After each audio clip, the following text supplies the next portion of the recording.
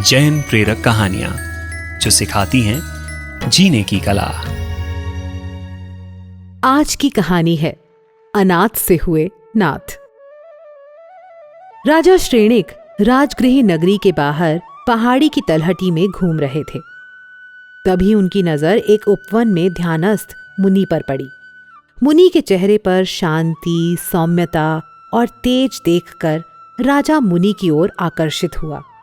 युवा मुनि को देख श्रेणिक के मन में आया, इस भरी जवानी में साधना का मार्ग।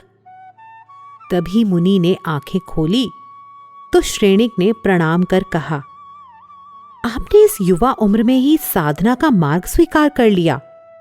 क्या आप बताएंगे कि आप कौन हैं?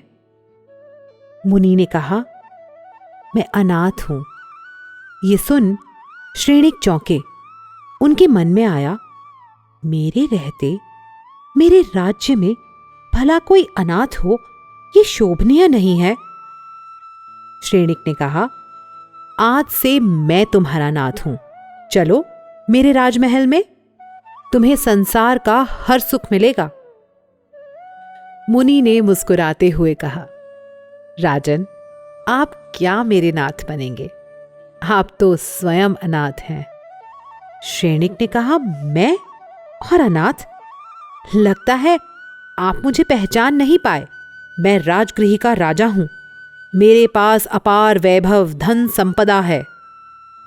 मुनि ने कहा, राजन, वैभव तो मेरे पास भी खूब था, पर जब मुझ पर वेदना हुई तो वैभव भी कुछ काम न आया।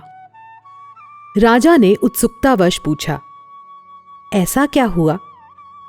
मुनि ने कहा, मैं कौशाम्बी नगर के सेठ प्रभूत धन संचय का पुत्र हूं। हमारे घर में अपार समृद्धि थी। माता पिता, भाई बहन, पत्नी, बच्चे, सेवक, कर्मचारी, सभी ओर से मैं सुखी था। एक बार अचानक मेरी आंखों में दर्द शुरू हो गया। इलाज करवाया गया पर फर्क न पड़ा।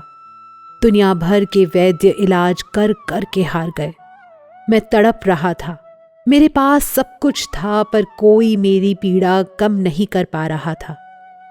सोते सोते मन में संकल्प जगा, अगर कल सुबह तक मेरा दर्द दूर हो गया तो मैं मुनि बन जाऊंगा। संकल्प का चमत्कार हुआ। देखते ही देखते दर्द गायब हो गया। मैं दूसरे दिन मुनि बन गया। अब आप ही बताओ कि क्या ये राज और वैभव हमें रोग और मृत्यु से बचा सकते हैं? फिर कैसा राजा, कैसा नाथ? यहां सब अनाथ हैं। केवल आत्मा ही हमारा नाथ है। जिसे आत्मज्ञान हो गया, समझो वो अपना नाथ बन गया। ये घटना और संदेश सुन राजा की आंखें खुल गईं। उसने अविनय के लिए मुनि से क्षमा मांगी और सदा के लिए आत्मधर्म स्वीकार कर लिया। परमात्मा की आज्ञा के विरुद्ध कुछ भी कहा हो तो मिच्छामि दुक्कडम। जैनम जयतु शासनम। और जैन प्रेरक कहानियां सुनने के लिए जुड़े रहिए पार्श्वनाथ मीडिया के साथ।